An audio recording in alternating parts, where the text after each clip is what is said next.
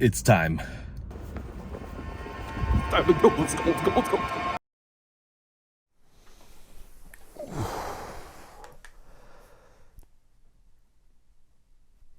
It's a good one. Good people of YouTube, I'm the Watch Idiot, and I finally got my Black Bay 54 a few days ago, and it's been an interesting a few days for sure, given how much things have been changing in terms of opinions about the watch. From me at the start being lukewarm about the release, to me changing my mind after seeing it on the wrist for the first time last month, and then to now, finally living with one for the past few days. So in this video, I'm gonna go over my impressions of this watch after living with it for a few days, the dimensions, what it's like on the wrist, and then also we'll get into all the many nuances of the dial, the case, bezel, and bracelet, because this Black Bay 54 isn't just, you know, cut and dry and as like, oh, it's just a smaller Black Bay 58. It's a little bit more thoughtful than that. Finally, I checked the measurements to see if the TFIT bracelet on the Black Bay 54 here will swap onto a Black Bay 58, unlike the Black Bay Pro that we gave a go last year. Also, since the Black Bay 54 came in much earlier than expected, my 37mm Seiko SRPK31 was delivered 2 days after the Black Bay 54, which made for an interesting few days. So yeah, subscribe if you want more info on that watch, because I made an insanely awesome discovery about that watch. So yeah, anyways, go do that, and let's get into it.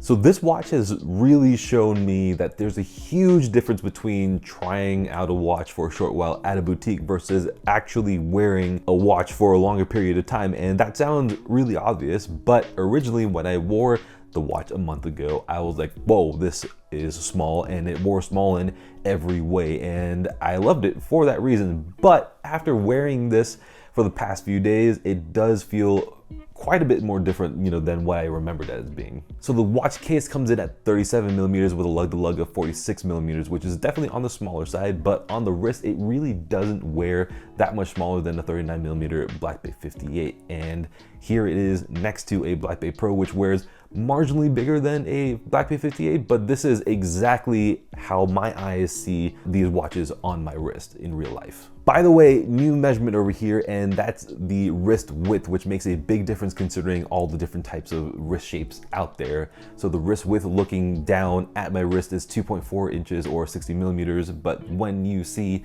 this view here with the watch facing outwards towards the camera, the effective wrist width is about 2.8 inches or 70mm. And that makes a big difference because depending on the perspective, the Black Bay 54 can look normal or tiny on my 7.5-inch wrist. So anyways, after wearing this for just a couple of hours, it just didn't feel like a tiny 37mm watch. It instead wore like a Black Bay 58 that just happened to wear a bit smaller, if that makes sense. And a big part of that is the 20mm lugs, and because of that, it's got a strong stance and presence. Like right now, I can't even remember what the Black Bay 58 was like because of how naturally this wears. Of course, I like smaller Black Bay 58 size watches, so maybe my mind is wired differently, but all I'll say is that no one should dismiss this watch based on the numbers on paper without having worn it on their actual human wrist. Honestly, that really goes for any watch out there, but a little bit more so, I guess, for this watch here. But other than that, I just love the proportions here, the size of the dial in relation to the bezel and the insert width, and then also all that on a frame of the case and lugs. I love the proportions on the Black Bay 58 as well, but this one here on the Black Bay 54, yeah, it just might be that much better. So I'm actually gonna start with the dial because the dial is where the subtlety comes in, because this is where I got quite a few little surprises, and all my initial notes that I was just jotting down throughout the day while wearing it were basically about the dial. At the start, I was sure that the dial was black, but then after some time, I started thinking that it was actually a super dark brown, because in some lights and in direct sunlight, it doesn't look exactly like the black on the bezel, and it has a sort of warmer tinge to it. But any other time it looks fully matte black. So yeah, I still don't know what the color is of the dial, but I love it. I love it when dials change colors like this, so I see this as a sort of welcome bit of dynamism. And part of that dynamism is the super subtle sunburst effect that you can see in direct light, and it's a very well done effect because, like the dial color, I get the best of both worlds. In the sun, I get a spicier dial, and then in other lights, it's just chill and simple. Also, the printing here here seems to be a bit more three-dimensional, sharper, and well done than other Black Bays that I've had, because you can actually see shadows and highlights on it. Nice detail, I approve. And before we dive into the gilt aspects of the dial, I'll say that the lume is slightly creamy, and I think it suits the watch. It's a tasteful patina instead of it being yellow or brown. It really does just feel like an aesthetic choice, a design choice, as opposed to it being like, okay, we're gonna make this vintage. So now the gilt dial, and yeah, all the markings, hands, indices are rose gold, and as far as I can tell, it isn't yellow gold, and that makes a really big difference for me,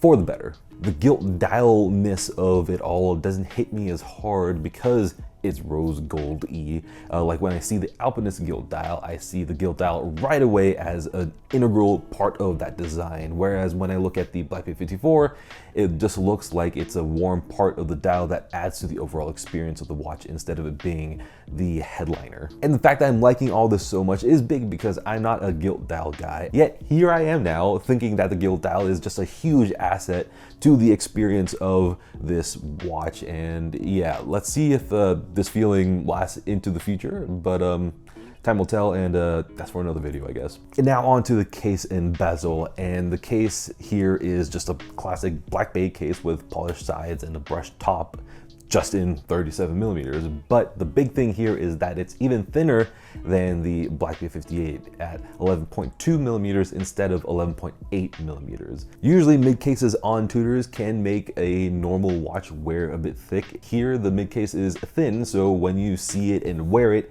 it just looks and feels like a thin watch without any of the usual caveats of, oh, it's it's thin for a Tudor, or the slab sides make it look big. One of the biggest changes on the watch in total is the bezel, and that's because here we don't have the normal font of the Black Bay 58 with the graduated minute markers up to the 15th minute.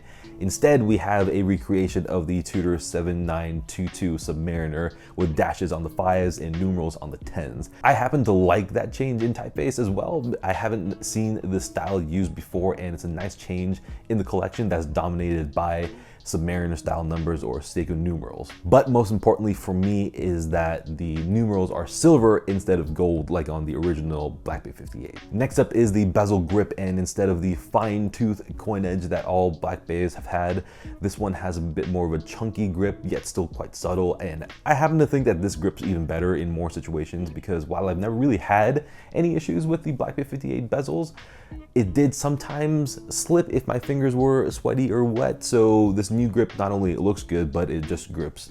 I was about to say grips good, but it grips better. And of course, the bezel click is as good as ever. It's soft yet positive and clicky all the way around, while the sound is just unbelievably refined, second only to the Submariner, which is the greatest bezel. But yeah, let's just hear it right now.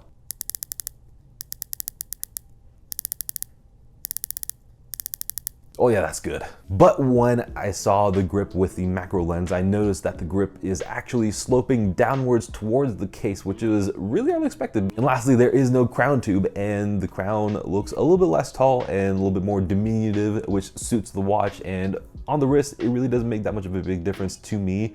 But when I'm unscrewing it, I do get just slightly less purchase, but it's not really a big deal at all. In the end, other than the colored crown tubes, which I think look a bit stupid, I never really had any issues with the other crown tubes. So yeah, I'm neither here nor there about this change. I'm just making a note for all of you. On to the bracelet, and the bracelet itself is exactly the same as a Black Bay 58 bracelet, brushed on the top with polished rivets on the sides.